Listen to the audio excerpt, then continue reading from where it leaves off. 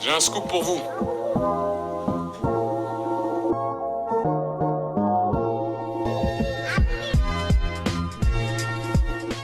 Salut tout le monde, aujourd'hui on se retrouve pour une nouvelle vidéo. On va faire un pain au beurre et un chocolat antillais. C'est typique des Antilles pour les communions, les baptêmes et même les réunions familiales. Et aujourd'hui on va faire ça en étapes, ensemble, et on va réussir, c'est sûr.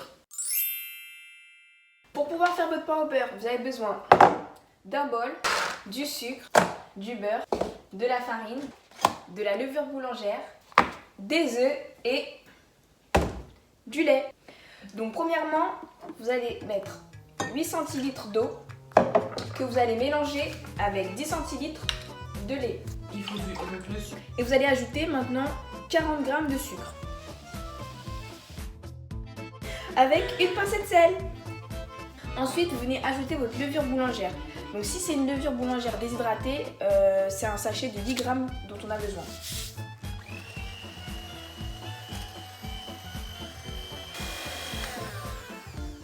Ensuite, vous devez ajouter 2 œufs. Ensuite, vous venez faire une pâte homogène.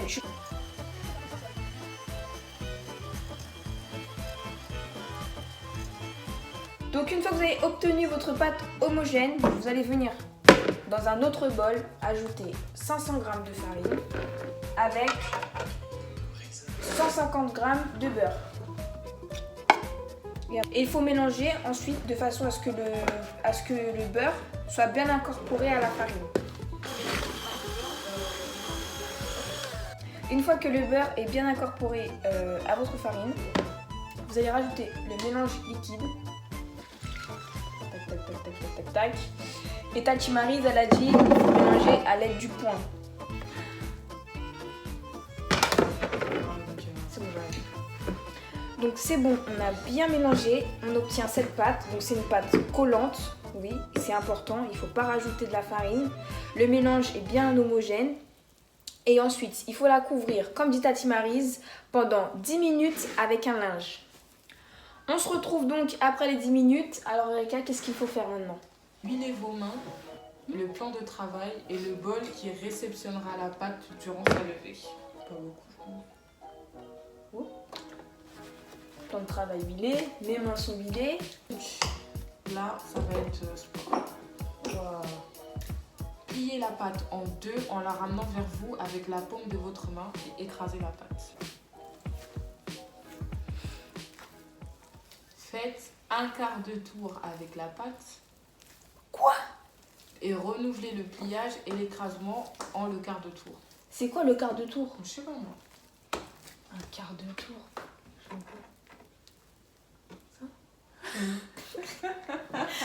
Vous devez prendre votre pâte et la plier côté sur côté, tourner 12 fois. Donc attends, une fois.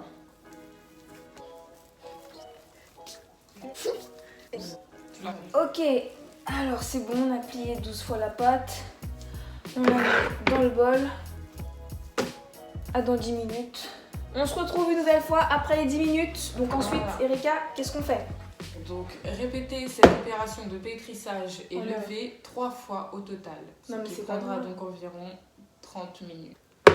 Au fil du temps du pétrissage, vous devez complètement voir que votre pâte devient de moins en moins collante.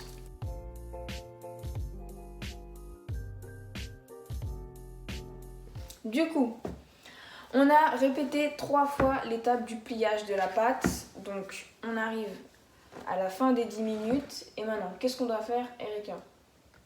À l'aide de votre poing, écrasez la pâte directement dans le bol pour en expulser le gaz carbonique.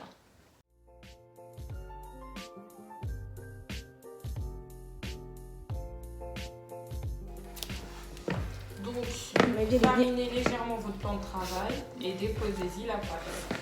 Découpez ensuite dans la masse une quantité de pâte que vous roulerez en boudin sur le plan. Ok. Ensuite, tu les boudines.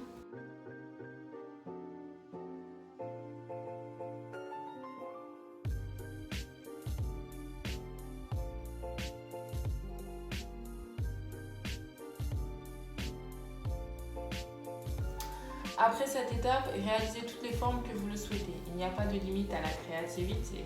On va réaliser une tresse. Donc, vous collez... Ça, c'est créatif. Ça, il n'y a pas à dire. C'est relou. Donc, on colle le bout. Ce bout-là, il vient par là. Ce bout-là...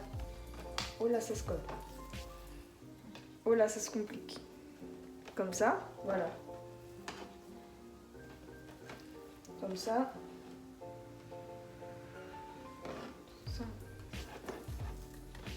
Ça.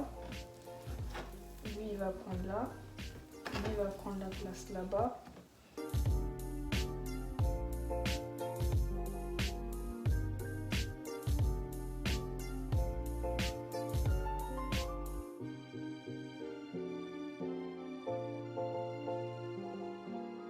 Du coup, pour la forme artistique, on a choisi de faire une couronne.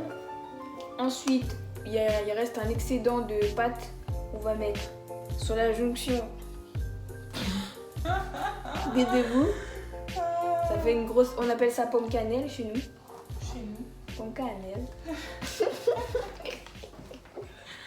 Donc une fois que vous avez réussi à mettre votre natte tressée dans votre plat, moi je vous conseille du coup de faire la natte tressée directement dans le plat parce que vous avez vu ça a fait des dégâts. Vous mettez donc votre four à préchauffer à 180 degrés et pendant qu'il préchauffe, donc vous allez mélanger, donc ça on décale un petit peu, un jaune d'œuf avec du café. Hop hop hop hop hop hop. On mélange.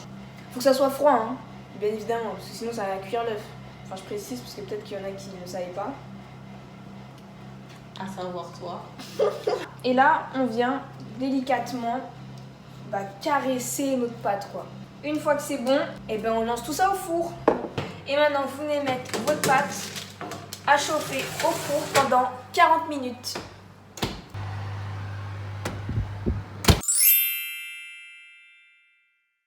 On va préparer le chocolat parce que oui, il faut savoir qu'aux Antilles, il n'y a pas de pain au beurre s'il n'y a pas de chocolat. On va mettre de l'eau à bouillir.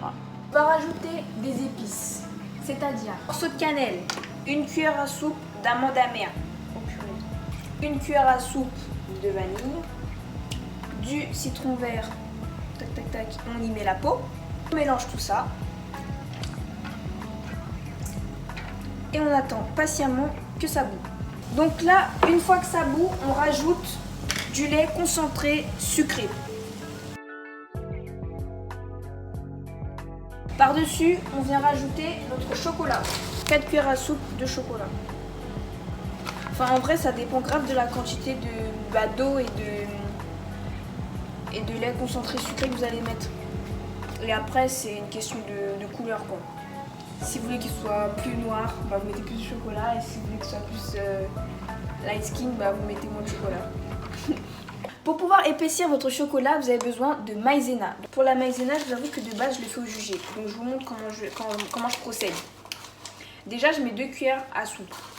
Une fois qu'on a bien mélangé et qu'il n'y a plus aucun grain, que tout est bien homogène, on vient ajouter donc la maïzena dans notre mélange. Il faut vraiment mélanger. Au jugé, je sais déjà que je vais devoir le refaire. Du coup, moi, je vais répéter l'étape de la maïzena. C'est reparti. On vient. Tac, tac, tac, tac. Et de toute façon, vous allez le sentir, hein, quand votre chocolat va s'épaissir, vous allez sentir qu'il danse. Ça veut dire que il sera plus épais. Vous allez voir vraiment que tout le chocolat va vraiment se balancer d'un côté à un autre et ça va pas faire cet effet vraiment hyper liquide, quoi. Donc voilà, c'est bon. Pour ma part, le chocolat est assez épais. Maintenant, je vais juste le laisser refroidir sur le côté et après, on fera donc la dégustation.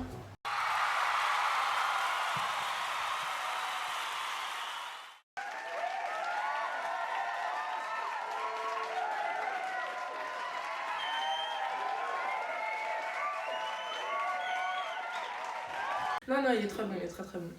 Merci. Et donc maintenant, elle va goûter un petit bout de notre pain au beurre. Donc déjà, elle a des